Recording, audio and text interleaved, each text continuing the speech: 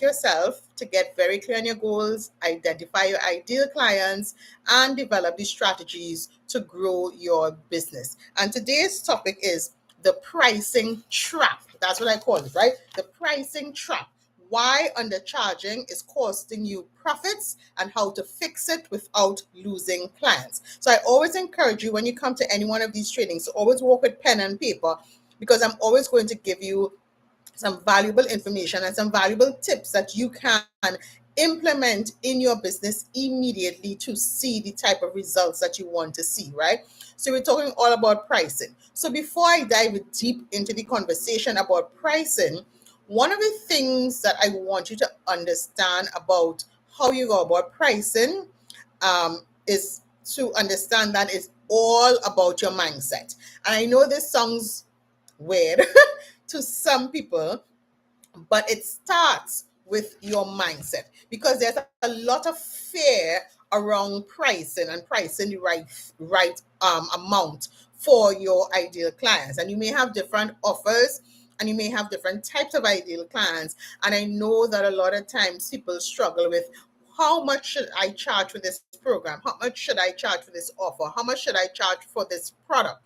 And there are different ways to determine how much you should charge. But one of the first things you need to consider is, what if you have a mindset block around charging what you are worth.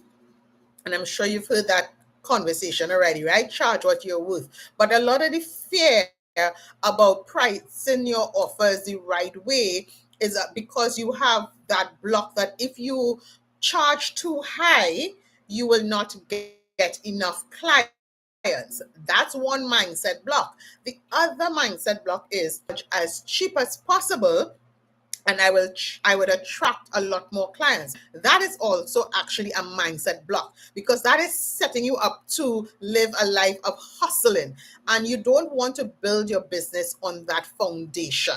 You also don't want to build your business on the fear of not attracting people, so that you are not pricing what you are worth, or the perceived value of what you are offering to your audience. So I always tell clients, when they have this challenge of pricing, let's dive into your mindset first. What do you think about money? How do you receive money? Do you get anxious when you talk about your money? Are you comfortable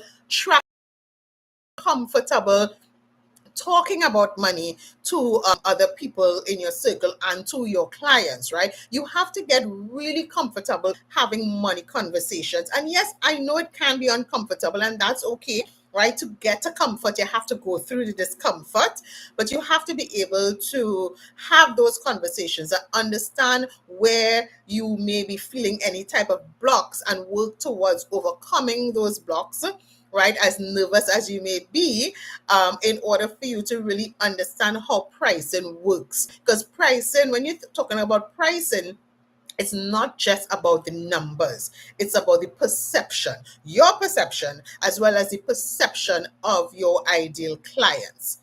Yeah. So always ask yourself, what mindset will do I need to do, right?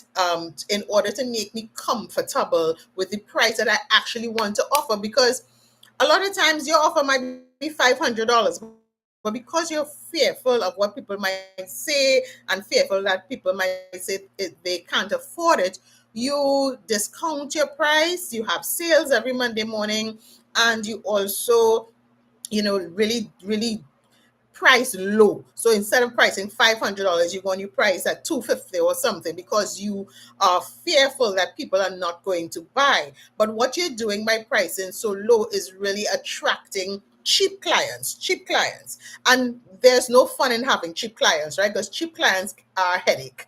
I will talk a little bit about that as well. So as we jump into this conversation about pricing, I want you to keep in the forefront that it starts with a mindset shift, right? How you think about money, how you talk about money, how you perceive money, how you deal with your money, right? If you have anxiety around those things, how you value your offers, then we know that work to do with your mindset before we even start to talk about your pricing.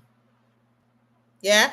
want you to remember that and just let me know in the comments if that is making sense to you. Because many entrepreneurs know that they're undercharging, but the fear that raising the prices will scare away your clients is very, very true, right? We all heard about charge your words, but in reality, pricing is about perception, not just your numbers. So let's unpack three main things: the value versus your cost equation. So, how customers actually make buying decisions. Let's talk about that. Let's talk about how to test your premium pricing without losing your existing clients, because I know that's another fear. If I raise my prices, the people who are presently buying from me will stop buying from me, right? How you navigate that conversation, how you navigate that transformation. And then we're going to talk about a three-step repositioning method to justify your price increases. So make sure you have your pen and your paper. Guys, you know I always have everything written down to share with you. So make sure you have your pen and your paper so you can take notes. And of course, ask me any questions in the comments as we are going along. So let's talk about the first thing, the value versus the cost equations, right?